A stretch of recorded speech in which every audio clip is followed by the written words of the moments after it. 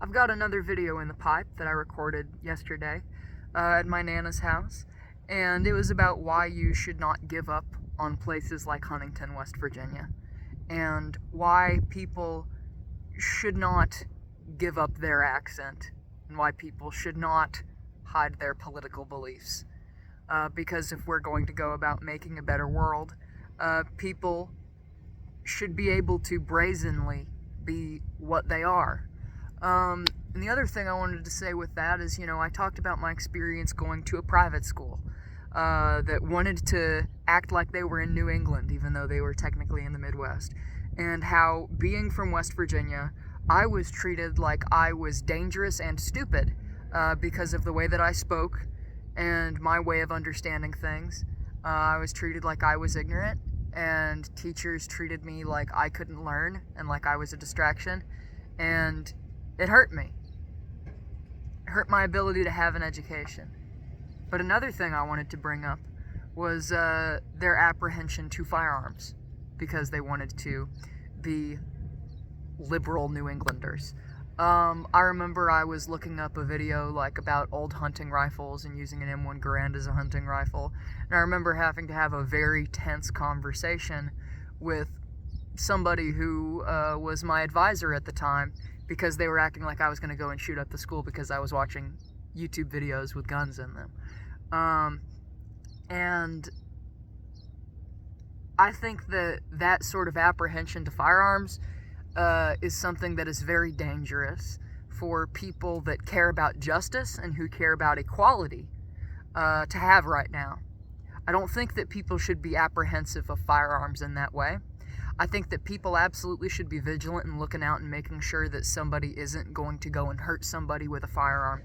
But if I've got any advice to people who are broadly left of center right now, and to people who want to make the world a better place, people who care about the other, people who care about the immigrant, the foreigner, gay people, people that are different, and people that get mistreated for being different, I think you should get a gun right now. I think you should learn how to use it safely. I think that you should learn how to store it safely.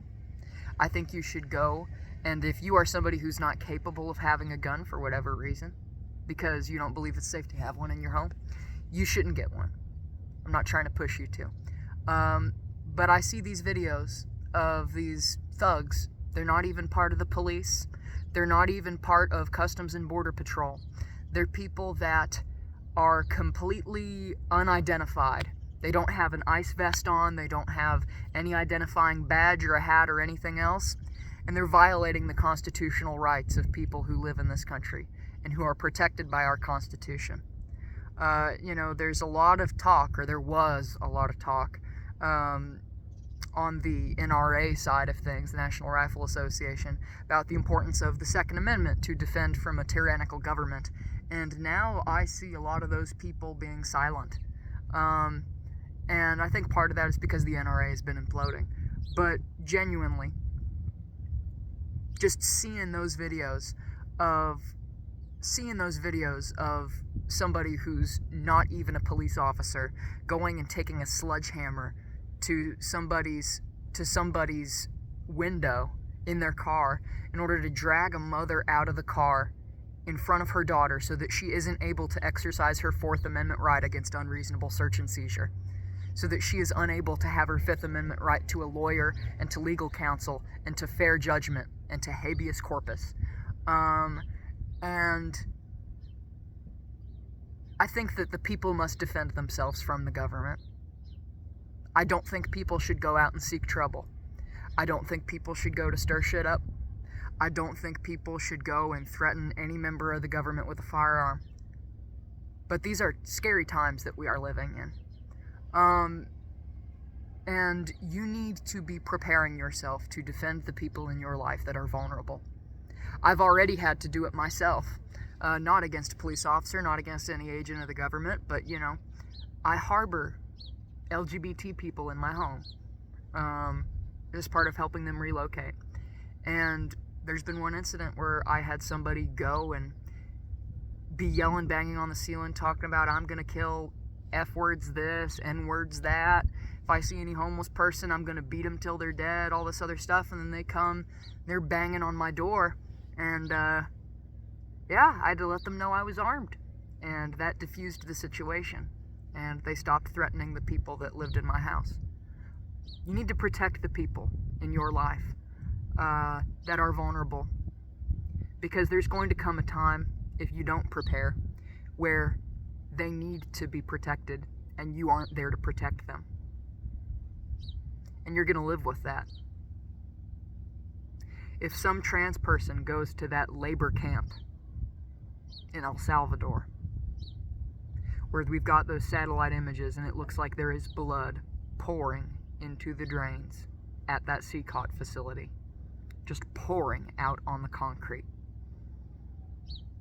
I don't know what we're going to find in there when we go and we liberate that camp 4 years from now, if we're able to.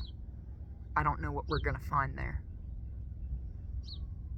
And you need to have a clean conscience that you did what you could to defend the Constitution, to defend your fellow human being, and to defend the humanity of all of us.